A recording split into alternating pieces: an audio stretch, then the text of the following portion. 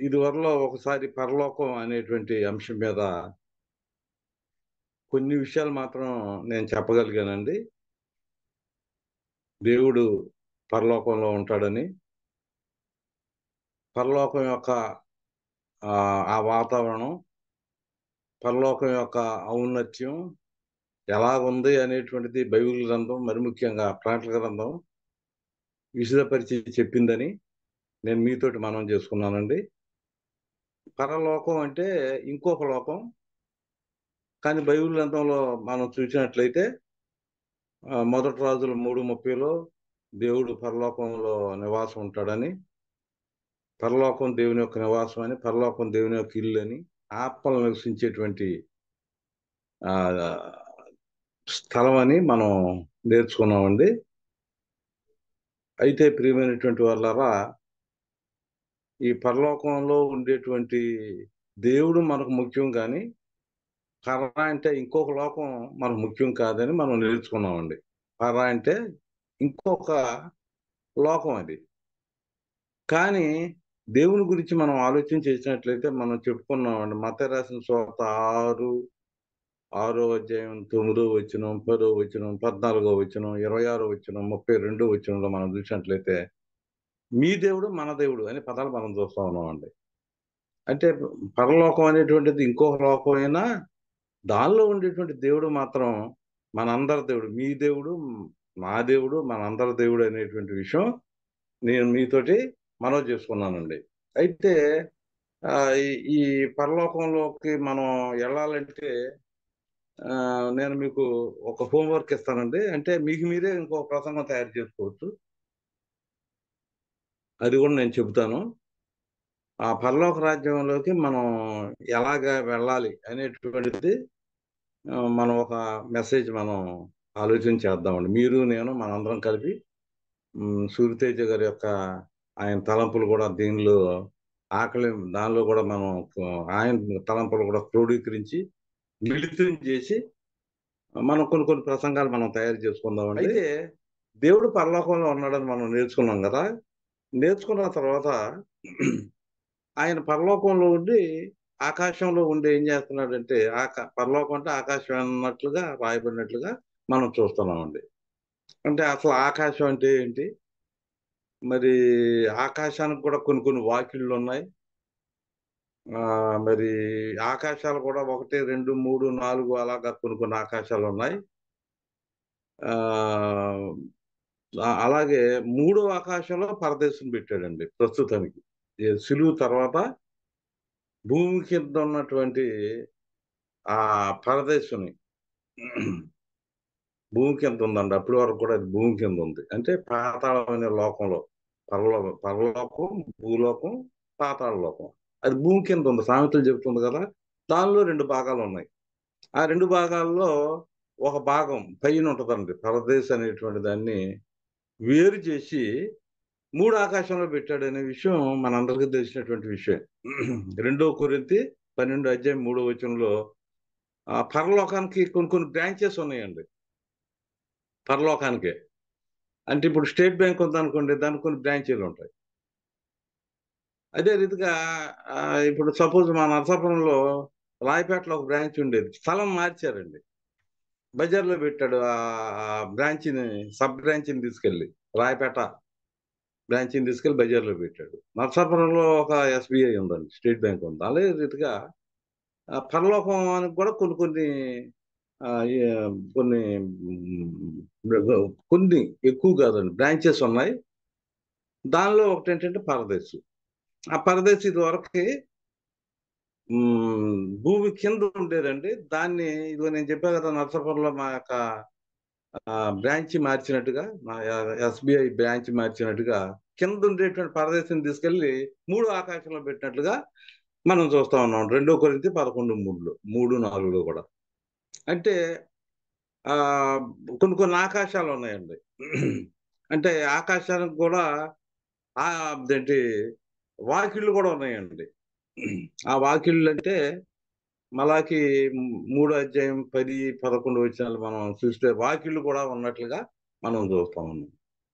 అయితే ఒక్కొక్క ఆకాశంలో ఒక ఒక ఒక ఆకాశంలో మన్నా అని, ఒక ఆకాశంలోనేమో పూరేళ్ళని, ఈ రీతిగా మనం ఆలోచన చేసుకుంటా ఉన్నాం. చివరి ఆకాశం ఏంటంటే పరలోకం. ఈ పరలోకంలో ఉండేటువంటి దేవుడు ఏం చేస్తున్నాడంటే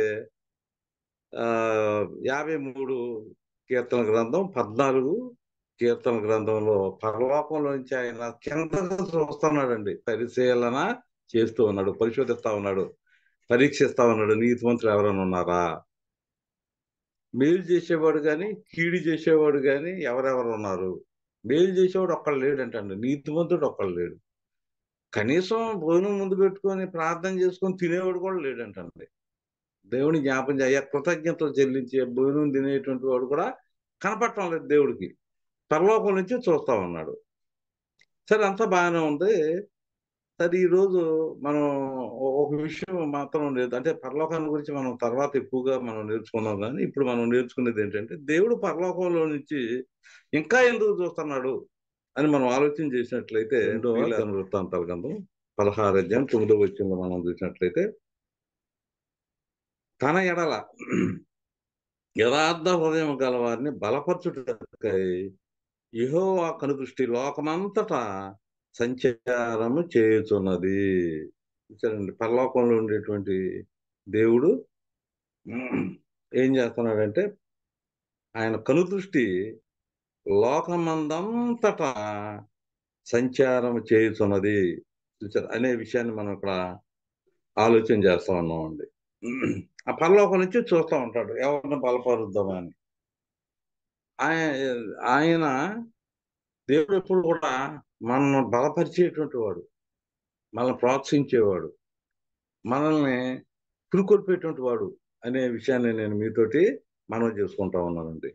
ఆయన ఆయన ఎలా బలపరుస్తాడంటే కృప ద్వారా మనల్ని బలపరుస్తూ ఉంటాడు.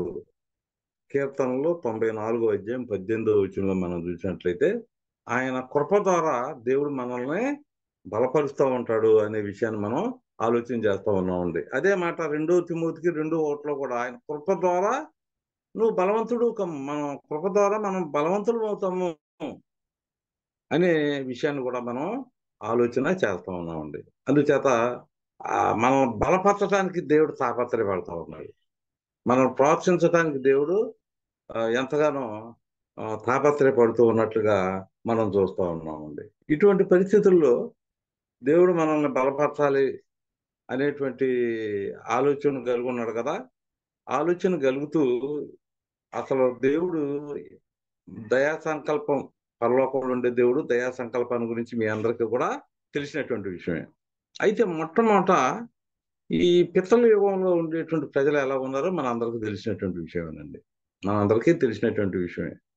ఆ పితరులు ఎలా ఉన్నారు, దేవుడు అంటే తెలిసి తెలియనటువంటి పరిస్థితుల్లో ఉన్నట్లుగా మనం చూస్తా ఉన్నామండి. ద్వితీయోపదేశకాండం 4:35లో దేవుడు అంటే తెలియదు వాళ్ళకి.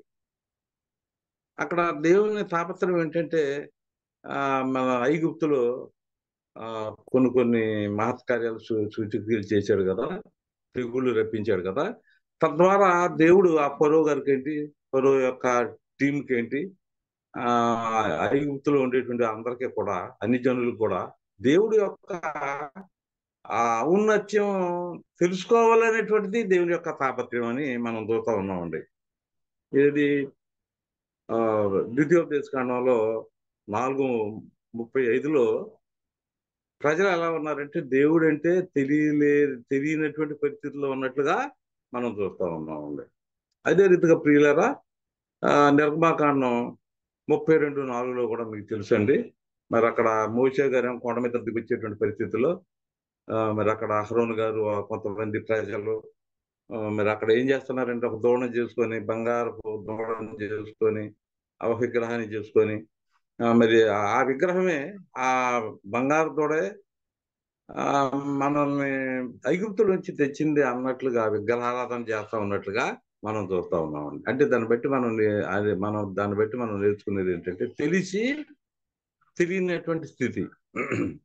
తెలిసి తెలియనటువంటి స్థితి అనమాట. అంటే ప్రకటన గ్రంథం వల్ల అన్నాడు కదా, నిలువెత్తని స్థితి అని. అటు చల్లగానైనా లేము మనం, వెచ్చగానైనను లేము అన్నట్టుగా. అంటే అది కొత్త నిబంధన భాష. ఈ పాత నిబంధనలో అటు దేవుడు తెలిసి తెలియనటువంటి స్థితిలో ఉన్నట్లుగా మనం చూస్తా ఉన్నామండి. మనకు తెలుసు. మరి యెరొబెయాము ఏం చేశాడో మనకు తెలుసండి. మొదటి రాజుల గ్రంథంలో 12:29లో మనం ఆలోచన చేశామండి. మొదటి రాజుల గ్రంథం 12:29లో మరి బేతేలులో ఒక బంగారు విగ్రహాన్ని పెట్టాడండి. దానిలో కూడా ఒక బంగారపు దూడను తయారు చేసి అక్కడ పెట్టినట్లుగా మనందరికీ కూడా తెలిసినటువంటి విషయం. అంటే అక్కడ విగ్రహారాధన జరుపుతున్నాడు ఇశ్రాయేలీయులకి. ఏమండి యరొబెయాము మళ్ళీ రెహబాము దగ్గరికి యెరూషలేము వెళ్ళిపోతారేమో అని ఆయన అక్కడికి వెళ్ళనీయకుండా ఇక్కడ యరొబెయాము ఏం చేశాడంటే ఆహ్, బేతేలులో ఏమండి దానులో బంగారు దూడలు చేపించి వీళ్ళే మిమ్మల్ని ఐగుప్తు నుంచి తీసుకొచ్చారు అన్నట్టుగా విగ్రహారాధన అంటే దీన్ని బట్టి మనం నేర్చుకునేది ఏంటంటే వాళ్ళు ఏదో తప్పు చేస్తున్నారని కాదు. దేవుడు అంటే తెలిసి తెలియనటువంటి స్థితిలో ఉన్నారండి. ఎవరు? ఇశ్రాయేలీలు. ఇశ్రాయేలీలు అనే విషయాన్ని మనం ఆలోచన చేస్తా ఉన్నామండి. అంటే ఆహ్, ఇశ్రాయేలీయుల స్థితి అనమాట. యెహెజ్కేలు గ్రంథంలో కూడా 5:7లో మనం చూస్తున్నామండి. ఇశ్రాయేలు యొక్క పరిస్థితి ఎలా ఉందంటే ప్రియులారా, అన్ని జనుల కంటే హీనంగా. చూసారా? అన్ని జనులన్నా ఏదో సూర్యుడు ఒక దేవుడు, ఏమంటే చంద్రుడు ఒక దేవుడు, లేకపోతే ఈ జంతువులు దేవుళ్ళు అన్నట్టుగా ఒక దేవుడు ఉన్నట్టుగా వాళ్ళు నిజమైన దేవుడు కాకపోయినా ఈ దేవుడు అనే పదం నేర్చుకుంటున్నారు. వాళ్ళకంటే ఇశ్రాయేలీయులు కఠిన హృదయులు ఇంకా హీనంగా, ఇంకా తక్కువ స్థితిలో దేవుడంటే తెలియనటువంటి వారుగా ఉన్నట్లుగా మనం చూస్తున్నాం. యెహెజ్కేలు 5:7 చూడండి. అన్యుల కన్నా అధికంగా కఠిన హృదయులై ఏమండి ఇంకా అన్ని జనుల కంటే కూడా ఇంకా తక్కువ స్థితిలో వాళ్ళు ఉన్నట్లుగా మనం చూస్తా ఉన్నాం. దేవుడు ఏమంటున్నాడంటే నేను మీకు విరోధనయ్యానయ్యా అని అక్కడ చెప్తా ఉన్నట్లుగా మనం చూస్తున్నామండి. అంటే అటువంటి పరిస్థితుల్లో ఇశ్రాయేలీయుల పరిస్థితి ఏమండి దేవుడు అంటే తెలిసి తెలియనటువంటి పరిస్థితిలో ఉన్నట్లుగా మనం చూస్తాం. అన్ని జనులు ఎలా ఉన్నారండి? అన్ని జనులు కూడా విగ్రహారాధన చేస్తున్నారు. కాకపోతే వాళ్ళు నిజమైనటువంటి దేవుడిని వాళ్ళు ఆరాధన చేయటం లేదు. విగ్రహారాధన చేస్తూ ఉన్నట్లుగా మనం చూస్తున్నామండి. మనకు తెలుసు. క్లియర్ గా మనకు అర్థం అవ్వాలంటే ఎఫ్సీలో రాసినటువంటి పత్రిక 4:17-18 మనం చూసినట్లయితే ఆ వీళ్ళు కఠినులు అయ్యారండి. అటు ఇశ్రాయేలీలు కఠినులు అయ్యారు. అంటే స్టోన్ హార్టెడ్ అనమాట అండి. కఠినులు అయిపోయారు. ఇక్కడ అన్ని జనులు కూడా కఠినులుగా ఉండి ఏమంటే జీవం కలిగినటువంటి దేవుళ్ళలో నుంచి వేరైపోయారని మనం చూస్తా ఉన్నామండి. అయితే అన్ని జనుల పరిస్థితి మనం చూస్తున్నాం. ఇశ్రాయేలీయుల పరిస్థితి మనం చూసామండి. వీళ్ళేంటంటే వీళ్ళు ఒక దేవుడిని పెట్టుకున్నారు కానీ నిజమైన దేవుడు కాదు. ఇశ్రాయేలీయులు ఏంటి? ఆహ్, నిజమైన దేవుడిని పూజిస్తూనే మళ్ళీ తొట్టుబాటు పడి మళ్ళీ వాళ్ళు కూడా విగ్రహాలని పెట్టుకోవటం. అంటే తెలిసి తెలియనటువంటి పరిస్థితిని మనం అక్కడ చూస్తున్నామండి. ఇది ఇశ్రాయేలీయులు అయితేనేమి, అన్ని జనులు అయితేనేమి. ఇటువంటి పరిస్థితుల్లో దేవుడు ఏం చేశాడు అంటే మరి ఆ జ్ఞాతకాలంలో దేవుడు చూచి చూడనట్టుగా ఉన్నాడండి. ఆ జ్ఞాతకాలంలో దేవుడు చూచి చూడనట్టుగా ఉండి ఆయన ఏం చేశాడంటే పితల యుగంలో ఆయన శక్తిమంతుడు అని రుజువుపరుచుకుంటూ కొన్ని అద్భుతాలు చేస్తూ దేవుడు అంటే ఏంటో తెలుసుకునేటట్టుగా చేస్తున్నాడు. మనందరికీ తెలిసినటువంటి విషయమేనండి. కుటుంబంలో యజమానుడు దేవుడికి, కుటుంబానికి మధ్యవర్తి ఎవరంటే కుటుంబంలో ఉండేటువంటి తండ్రి అనమాట అండి. అబ్రహాం ఉన్నాడు అనుకోండి. ఆయన ఫ్యామిలీలో యజమానుడు. ఆయన కుటుంబ సభ్యులకి, దేవుడికి మధ్యవర్తి అనమాట అండి. ఆ రీతిగా తెలిసి తెలియని కాలం జరిగిపోతూ ఉండేటువంటి క్రమంలో ధర్మశాస్త్రాన్ని దేవుడు ఇచ్చినట్లుగా మనం చూస్తా ఉన్నాం ప్రియులారా. చూసారా? ధర్మశాస్త్రాన్ని ఇచ్చాడు. ధర్మశాస్త్రాన్ని ఇచ్చి ఈ ధర్మశాస్త్రం చూసారు ఇంకా అది పూర్తిగా దేవుడి దగ్గరికి తీసుకెళ్ళటం లేదండి. ధర్మశాస్త్రం పరలోకం అన్నాను కదా మీకు. ఈ ధర్మశాస్త్రం ఏం చేస్తుందంటే పరలోకానికి తీసుకెళ్ళటం లేదండి. అది మనం నేర్చుకునేది. ధర్మశాస్త్రం క్రీస్తు దగ్గరికే నడిపిస్తుందో తప్ప గలతీ 3 మనం చూసినటువంటి రీతిగా పాపం అంటే ఏంటో చూపెడుతుంది. ఓకే. ఏమంటే పైకి ధర్మశాస్త్రం ఉందండి పాపాన్ని ప్రోత్సహిస్తుంది. మళ్ళీ పాపం అంటే ఏంటో చూపెడుతుందండి. రోమా 7:7 పాపం అంటే ఏంటో చూపెడతా ఉందండి. అయితే ఈ ధర్మశాస్త్రం పరలోకానికి తీసుకెళ్ళలేదు కానీ ఏదో కొంత వరకు ఏంటంటే యేసు ప్రభు వారి దగ్గరికి నడిపించి మళ్ళీ యేసు ప్రభు వారి ద్వారా పరలోకానికి వెళ్ళటం. అదనమాట అండి. బైబిల్ చెప్పే సత్యం ఏంటంటే మనం పరలోక రాజ్యానికి ఏమంటే ఆ నిత్య రాజ్యానికి దేవుడు ఏమన్నాడు, గ్యారెంటీ ఇచ్చాడండి. నేను సమృద్ధిగా మిమ్మల్ని ప్రవేశించేటట్టు చేస్తాను. 2వ పేతురు గ్రంథంలో 1:11 ఏం చెప్తుందంటే అక్కడ ఎష్యూరెన్స్ ఇచ్చాడండి దేవుడు, మనకి గ్యారెంటీ ఇచ్చాడు. ఏంటి ఆ గ్యారెంటీ అంటే, నేను మిమ్మల్ని సమృద్ధిగా ఆ నిత్య రాజ్యంలో ప్రవేశించేటట్టుగా నేను చేస్తాను అని 2వ పేతురు గ్రంథంలో 1-11 వరకు మనం చదువుతా ఉన్నామండి. 1-11 వరకు చూసినట్లయితే పరలోక రాజ్యానికి మనం ఎలాగెళ్తాం అనేది మీకు ఒక హోంవర్క్ లాగా ఇస్తున్నానండి. అంటే నాకు మీకు కూడా ఒక హోంవర్క్ లాగా ఒక వారం 10 రోజులు మనం ఆలోచన చేద్దామండి. 2వ పేతురు గ్రంథంలో మొదటి అధ్యాయాన్ని మనం జాగ్రత్తగా చూస్తే 11లో ఏమన్నాడంటే, ఈ 11ది 3వ పాయింట్గా పెట్టుకోండి అయ్యా. 11వ వచనం, మీరిటి క్రియలు చేయవారైతే ఎప్పుడునూ తొట్టిల్లరు. అలాగూ మన ప్రభువును రక్షకుడునైన యేసుక్రీస్తు యొక్క నిత్య రాజ్యంలో ప్రవేశము మీకు సమృద్ధిగా అనుగ్రహించును. అంటే ఇది 3వ పాయింట్ అండి. మొదటి పాయింట్ ఏంటి? 9వ వచనం. 9వ వచనం దగ్గర 2వ పాయింట్ అని రాసుకోండి. 11వ వచనం దగ్గర 3వ పాయింట్ అని రాసుకోండి. 1-8 వరకు 1వ పాయింట్ రాసుకోండి. 1-8 వరకు. 9 సారీ అండి. 9వ వచనం దగ్గర 1 వేసుకోండి అయ్యా. 1-8 వరకు 2వ పాయింట్.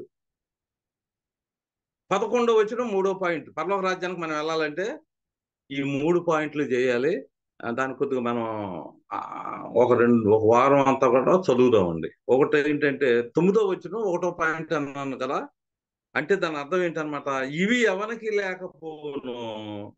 చూడండి, వాడు తన పూర్వ పాపములకు శుద్ధి కలిగిన సంగతి మరిచిపోయి వృద్ధివాడును దూరదృష్టి లేనివాడు నగును. అంటే దీని అర్థం ఏంటంటే, జాగ్రత్తగా మనం ఆలోచన చేసినట్లయితే, పూర్వకాలంలో ఇప్పుడు నేను ఉన్నాను అనుకోండి, కొన్ని సంవత్సరాల క్రితం బాప్తిసం పొందాను, అదే అనమాట అండి. పూర్వకాలంలో నా పాపాల బాప్తిసంలో శుద్ధి అయింది. అది నేను ఏం చేయాలంటే ప్రజెంట్ టెన్స్ లో, అంటే ఈ యొక్క ఈ ఈ జరిగేటువంటి ఈ వర్తమాన కాలంలో నేను దాన్ని జ్ఞాపకం చేసుకోవాలి. దేవుడు నా పాపాలు క్షమించాడు. ఇదివరలో నేను బాప్తిసం పొందినప్పుడు యేసు ప్రభు వారి రక్తంలో యేసుక్రీస్తు నా పాపాలు కడిగేశాడు. అంటే ఆయన నన్ను కొన్నాడు, పరలోకంలో ఉండేటువంటి దేవుడు నన్ను కన్నాడు అనేటువంటి విషయం మనం మర్చిపోకూడదు అన్నమాట. ఒడ్డుకొచ్చేసరికి మనకు పరిశుద్ధాత్ముడిని దేవుడు ఇచ్చాడు అనే విషయాన్ని కూడా మనం మర్చిపోకూడదు. కొంతమంది ఏం చేస్తున్నారంటే మర్చిపోతున్నారంటండి. అసలు బాప్తిసం పొందిన సంగతే మర్చిపోతున్నారు. ఎప్పుడు బాప్తిసం పొందాం, బాప్తిసం యొక్క అర్థం ఏంటి, బాప్తిసం పొందినప్పుడు మన పాపాలు ఎలా కడగబడ్డాయి, ఒడ్డుకొచ్చేసరికి పరిశుద్ధాత్ముడు మనలోకి ఎలా వచ్చాడు, ఈ పరిశుద్ధాత్ముడు మనల్ని దేవుని పోలికలు వచ్చేటట్టుగా ఎంత సహాయం చేశాడు. చూసారు, ఈ దేవుని పోలికలు మనం చూస్తున్నాం కదా, 5-8 వరకు మనం చూస్తున్నాం. ఈ పోలికలన్నీ కూడా మనం సంపాదించుకోవాలి బాప్తిసం పొందిన తర్వాత. పరలోక రాజ్యంలోకి వెళ్ళే లోపుగా మనం ఏం చేయాలన్నమాట, ఈ పోలికలు, ఈ రూపురేఖలు, ఈ నైజం, ఈ స్వభావం, ఈ డైటీస్, ఈ రిజంబ్లెన్సెస్ మనం సంపాదించుకోవాలి. ఎందుకు సంపాదించుకోవాలి, ఎలాగ సంపాదించుకోవాలని మనం ఆలోచన చేసినట్లయితే, ఈ పోలికలు అంటే ఈ యొక్క ఇంచుమించుగా కొన్ని ఉన్నాయి కదండి. విశ్వాసం నందు సద్గుణం, సద్గుణందు జ్ఞానం, జ్ఞానం నందు ఆశానిగ్రహం, ఆశానిగ్రహం నందు సహనం, సహనం నందు భక్తి, భక్తి యందు సహోదర ప్రేమను, సహోదర ప్రేమ యందు దయను. చూసారు, ఇటువంటి దేవుని యొక్క పోలికలు పరలోక రాజ్యం వెళ్ళే లోపుగా మనం సంపాదించుకోవాలి. మొట్టమొదటి ఏం చేయాలి, బాప్తిసం అనమాట అండి. ఇక్కడ అన్నాడు కదా, పూర్వకాలం ముందు పూర్వపాపములకు శుద్ధి కలిగిన సంగతి మర్చిపోయి గుడ్డివాడును దూరదృష్టి లేనటువంటి వాడును అవును. చూసారా, చూసారా, ఇది మనం బాప్తిసం పొందాము, ఇది వరకు పాపంలో ఉన్నాము, పాపాన్ని ప్రోత్సహించే ధర్మశాస్త్రం కింద ఉన్నాము. దేవుడు ఏం చేశాడంటే మన ఎడల ఎంత దయ చూపించాడు. ఆయన ఏం చేశాడంటే పితృల యుగంలో కొన్ని రూల్స్ వేరండి, అజ్ఞాత కాలం అది. ఈ ఈ యొక్క ధర్మశాస్త్రం మనకు బరువుగా ఉందండి. చూసారా, ధర్మశాస్త్రం మనకి ఎలా ఉందంటే చాలా బరువుగా ఉన్నట్లుగా మనం చూస్తా ఉన్నామండి. ఎందుకు బరువుగా ఉందండి? మనం ఇర్మియా గ్రంథం 17:27లో మనకు తెలుసండి, బరువులు మోయకూడదంట ఆ రోజున. ఏమండి, బరువులు, విశ్రాంతి దినం రోజున బరువులు మోయకూడదు. చూసారు, ఇంకా 7 పర్లాంగుల కంటే ఎక్కువ నడవకూడదు. ఏమంటే ఇటువంటి ఎన్నో రూల్స్ ని మనం చూస్తా ఉన్నామండి. ఏది అన్ని ఆజ్ఞలు కైకొని ధర్మశాస్త్రంలో ఒక ఆజ్ఞని కైగొనలేదనుకోండి, ఈ అన్నిటిలో కూడా మనకి 0 మార్కులే. ఏమంటే ఈ రీతిగా ఈ ధర్మశాస్త్రం అనేటువంటిది ఒక బరువుగా ఉన్నట్లుగా మనం చూస్తా ఉన్నామండి. 16:16లో మనం ఆరాధనకి వెళ్ళాలంటే నపుంసకుడు వెళ్ళాడు చూసారండి, 3 దేశాలు దాటి 4వ దేశం యెరూషలేము. ఎన్ని బాగా మన రథం మీద వెళ్ళాడు కదా, అంత దూరం ఆరాధనకి వెళ్ళాలండి. మరి ఇప్పుడు మనం చూసినట్లయితే 1 కొరింథీ 1:3-4 వస్తాయి. ఎక్కడైనా ఏ స్థలంలో అయినా, సకల స్థలంలో ఏ స్థలంలో అయినా సరే మనం ఇప్పుడైతే మనం ఆరాధన చేయొచ్చండి. దేవుడు ఏం చేశాడు, సులువు చేశాడండి మన యొక్క కష్టాన్ని, క్లిష్టాన్ని సులువు చేసినట్లుగా మనం చూస్తా ఉన్నామండి. చూడండి, ఇక్కడ 1 కొరింథీ 1వ అధ్యాయంలో మనం ఆలోచన చేసినట్లయితే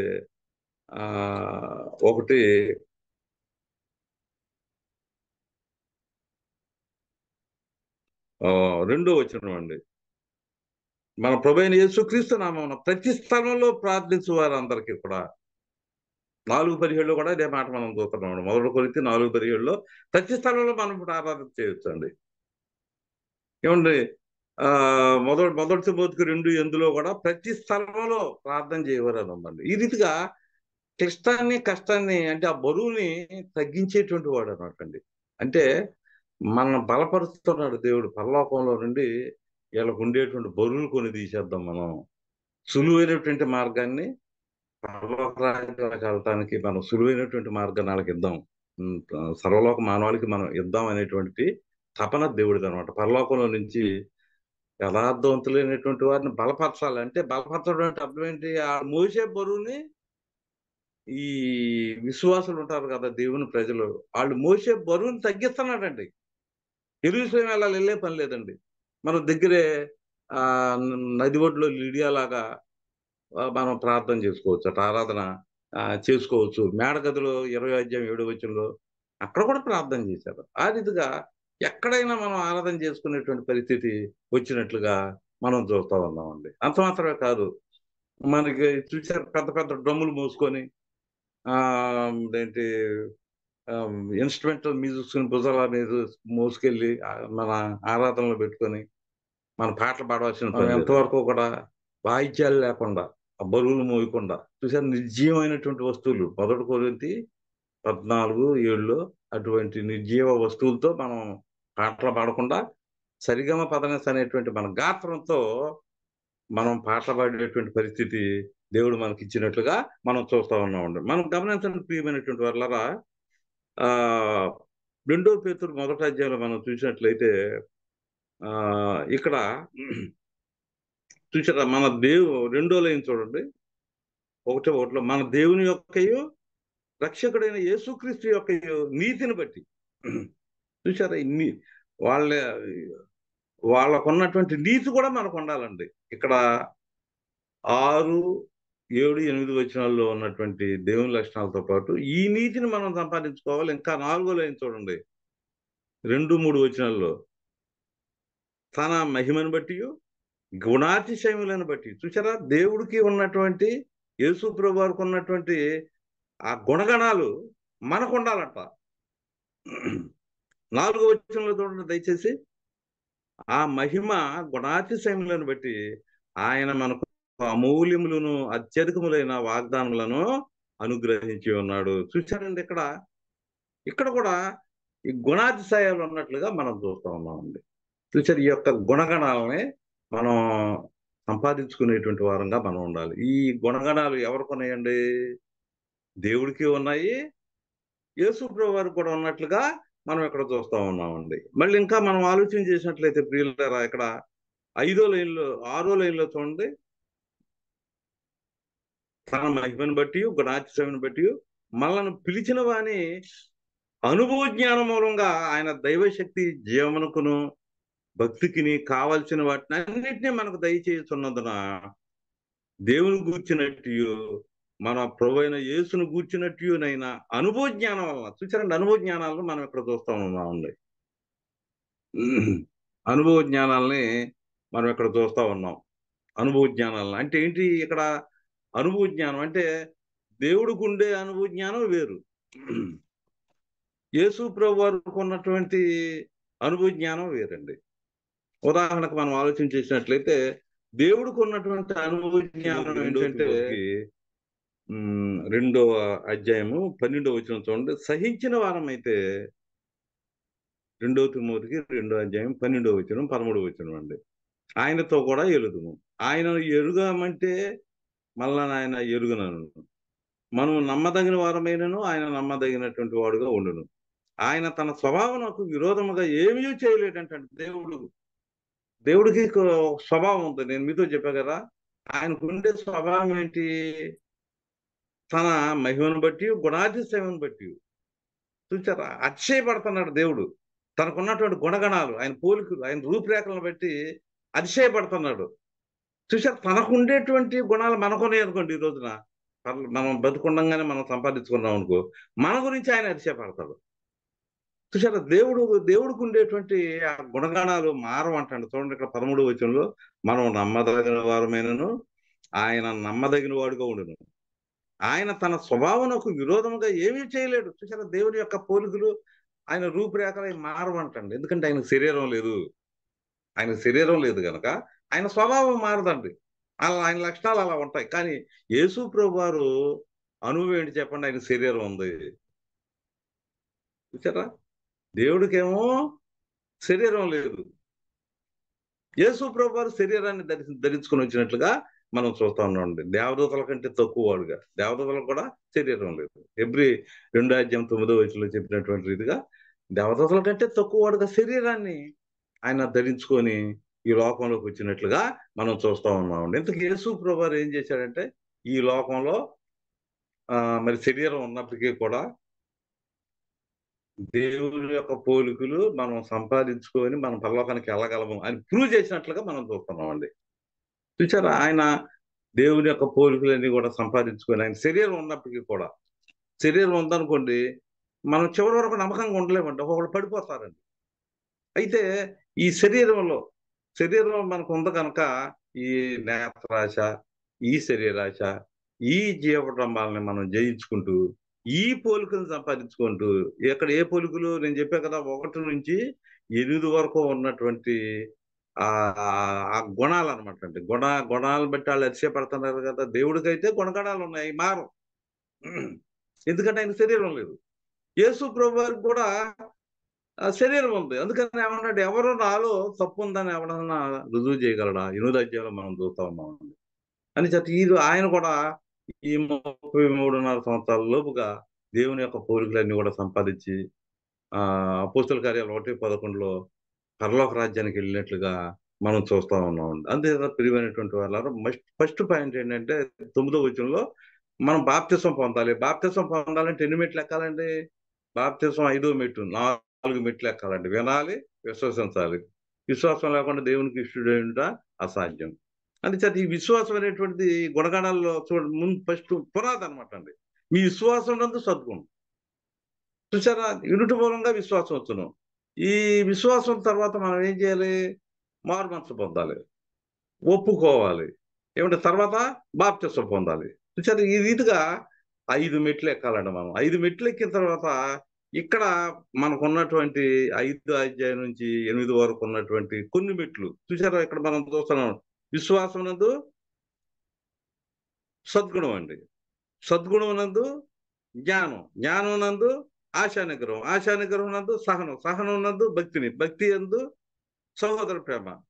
ఇటువంటి ఇంచుమించుగా ఆ, మనం ఎందుకు చూస్తున్నామంటే ఒకటి ఆ విశ్వాసం నందు సద్గుణం అనుకున్నాము, సద్గుణం నందు జ్ఞానం, జ్ఞానం నందు ఆశానిగ్రహం, ఆశానిగ్రహం నందు సహనం, సహనం నందు భక్తిని, భక్తి ఎందు సహోదర ప్రేమను, సహోదర ప్రేమ ఎందు దయ.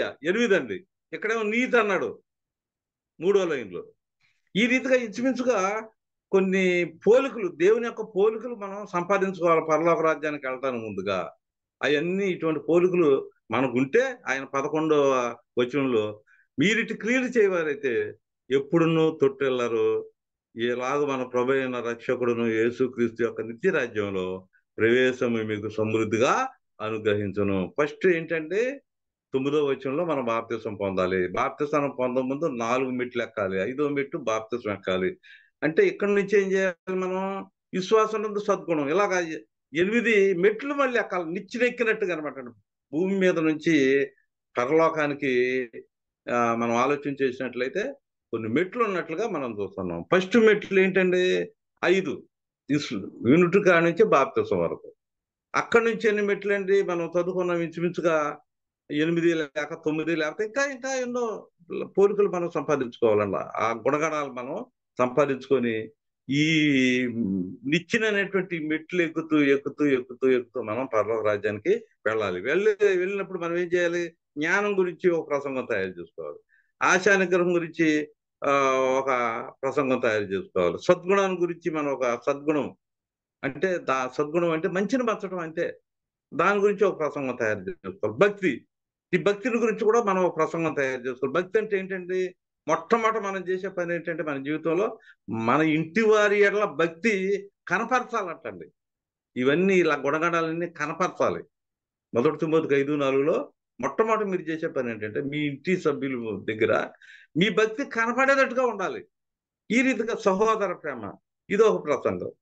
ఏమంటే దయా సంకల్పం నుంచి మనం వచ్చినటువంటి మనకి ఈ దయ అనేటువంటిది, ఇవన్నీ కూడా మనం ఈ పోలికలన్నీ కూడా మనం సంపాదించుకొని ఆ పరలోక రాజ్యంలో దేవుడు చూస్తా ఉన్నాడండి.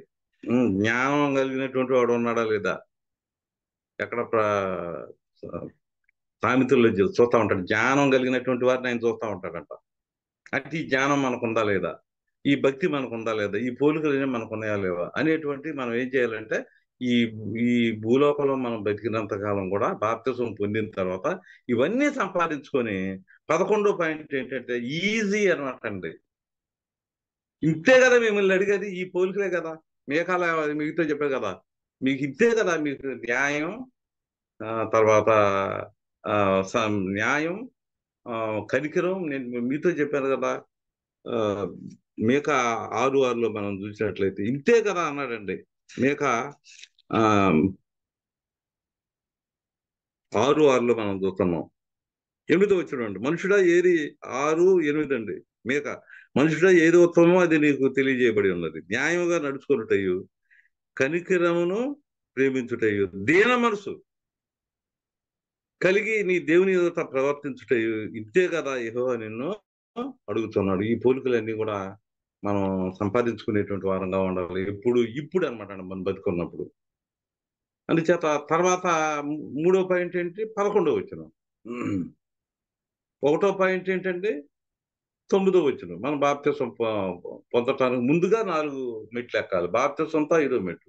అక్కడి నుంచి ఇటువంటి మెట్లన్నీ ఎక్కి మన పరలోక రాజ్యం, ఆ నిత్య రాజ్యంలోకి మనం నిచ్చెన అనేటువంటి ఈ మెట్ల ద్వారా మనం పరలోక రాజ్యానికి వెళ్ళాలని నేను ప్రత్యేకంగా మనవి చేస్తా ఉన్నానండి. నేను మీతో చెప్పా కదా, దేవుడు పరలోకం నుంచి మనం బలపరచాలని చూస్తున్నాడా లేదా? ఇంకో మాట ఏం చెప్పాను మీకు, మన ఆ కృప మనల్ని బలపరుస్తుంది. అయితే మనం మర్చిపోయామండి, ఏది మంచి ఏది చెడు అనేటువంటిది మర్చిపోయి మళ్ళీ పాత నిబంధనలకు వెళ్ళామండి. ఇది ఎంత తప్పు చెప్పండి. అందుకనే గలతీ 5:4లో ఏం చెప్తుంది? అయ్యా, మళ్ళీ మీరు దాస్యంలోకి వెళ్ళొద్దు, మళ్ళీ మీరు దాసులుగా ఉండొద్దు. ఎవరైతే మళ్ళీ ధర్మశాస్త్రం కిందకి వెళ్ళారో అటువంటి వాళ్ళు దేవుని యొక్క కృపలో నుంచి వేరు వేరు చేయబడ్డారు. అంటే కృప అంటే ఏంటి? దేవుని బలపరచడం. అంటే మనం ఏం చేస్తున్నాం? మళ్ళీ పాత నిబంధనలోకి వెళ్తున్నాం. అంటే అదేంటి, మోయలేనటువంటి కాడేది. మళ్ళీ దానిలోకి వెళ్తున్నాం అండి. దేవుడు ప్లాన్ ఏంటంటే మనం బరువులు తీసేద్దామని.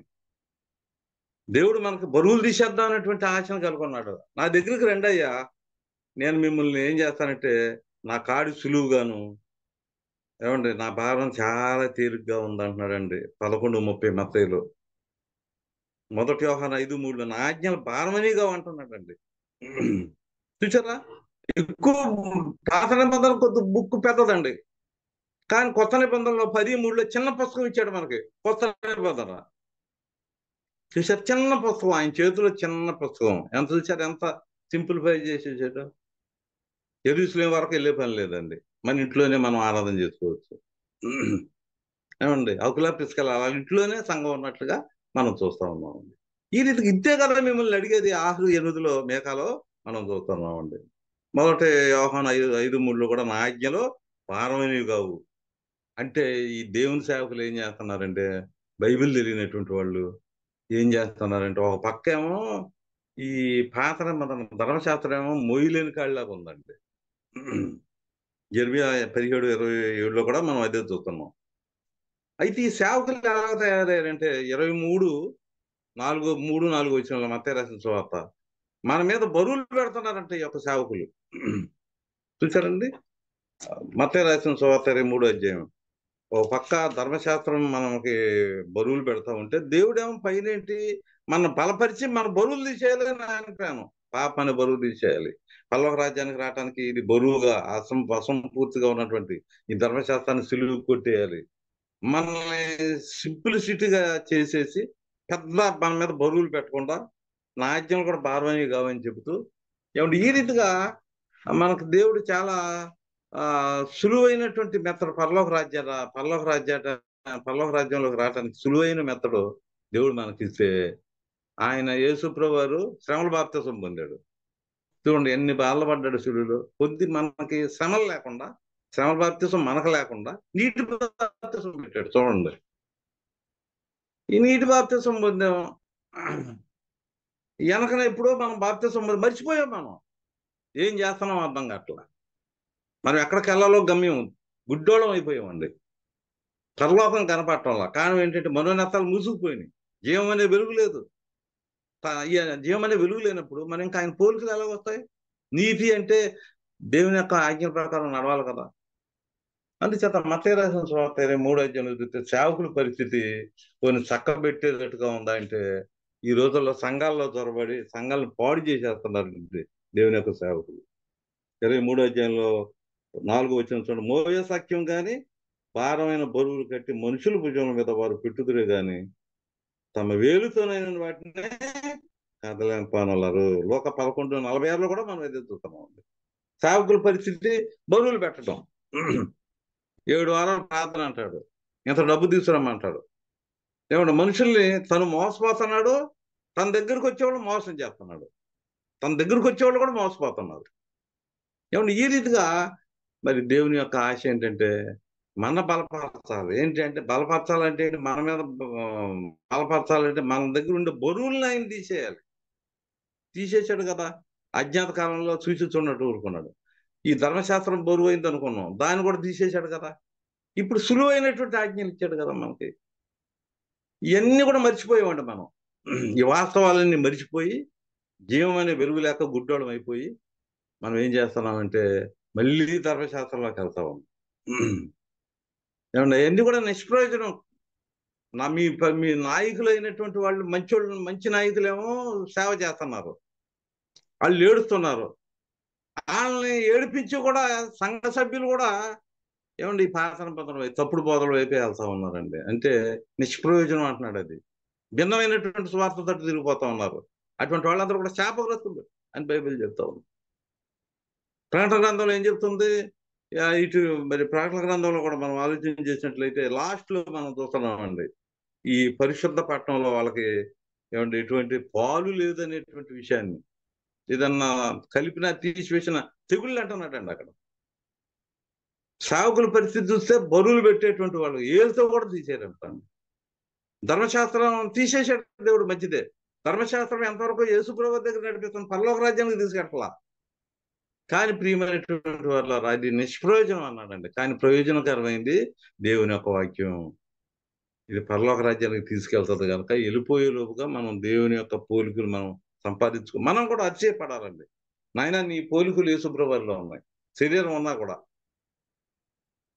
ఆ పోలికలు సంపాదించుకొని ఆయన పరలోక రాజ్యానికి వచ్చాడు. 1:11 ఎఫెసీయులకు అపోస్తలుల కార్యాల్లో. మేము కూడా ఆ రీతిగా నీ పోలికలు మేము సంపాదించుకొని ఆ పరలోక రాజ్యంలోకి సమృద్ధిగా మేము కూడా ఆ ప్రవేశించేటట్లుగా నీ కృపను ఈయనైనా అని మనం ఏం చేయాలంటే ఒక్కసారి వెనక తట్టు తిరిగి చూసుకొని మనం బాప్తిసం పొందాం. ఆ బాప్తిసం కరెక్టా కాదా, ఏమన్నా మొదటి గుండికి సరిగ్గా పెట్టుకున్నావా లేదా? అన్ని గుండీలు బాగా ఉంటాయి కదండి. మరి మొదటి గుండి దప్పింది అనుకోండి, బాప్తిసం సరిగ్గా పొందలేదు అనుకో, చిలకరింపు పొందనుకో, ఏమంటే తండ్రి కుమార పరిశుద్ధాత్మ ఒకళ్ళే అని బాప్తిసం పొందావు అనుకో, ఈ మొదటి గుండి తప్పింది, అన్ని గుండీలు తప్పుతాయి కదా. ప్రతి మెట్టు కూడా మీరు జాగ్రత్తగా ఇంట్లోకి రావాలంటే మెట్లు ఎక్కి రావాలి కదా. అలాగా పరలోక రాజ్యమైన ఆ ఇంట్లోకి మనం వెళ్ళాలంటే మనం ఏం చేయాలంటే జాగ్రత్తగా మెట్లు ఎక్కి తొట్టిల్లకుండా దూరదృష్టితో అంటే జీవమైన వెలుగులో ఆత్మ నియమాలు పాటిస్తూ ఏమండి మరి మనం పరలోక రాజ్యానికి వెళ్ళేటువంటి వారుగా ఉండాలని కోరుకుంటూ నేను ముగిస్తున్నానండి. మీ అందరికీ కూడా ధన్యవాదాలు తెలియజేసుకుంటా ఉన్నాను. సూతేజ గారు నాకు ఇటువంటి అవకాశం ఇచ్చినందుకు వారికి వందనాలు నేను తెలియజేసుకుంటూ, అయితే పరలోక రాజ్యానికి వెళ్ళాలంటే అసలు ఇంకొకటి ఉందండి మనకి. ఏంటంటే కొన్ని అడ్డంకులు ఉన్నాయి. కొన్ని విషయాలు మనం చెప్పాను, కానీ ఇంకా పరలోక రాజ్యానికి వెళ్ళాలంటే ఇంకొక అడ్డంకి ఉంది. ఆ అడ్డంకి ఏంటో మరి దేవుని చిత్తం అయితే మరి ఒక వారాల్లో నెక్స్ట్ ఒక వారం కానీ ఆ పై వారం కానీ మనం చెప్పుకోవడానికి ప్రయత్నం చేద్దామండి. అందరికి వందనాలండి.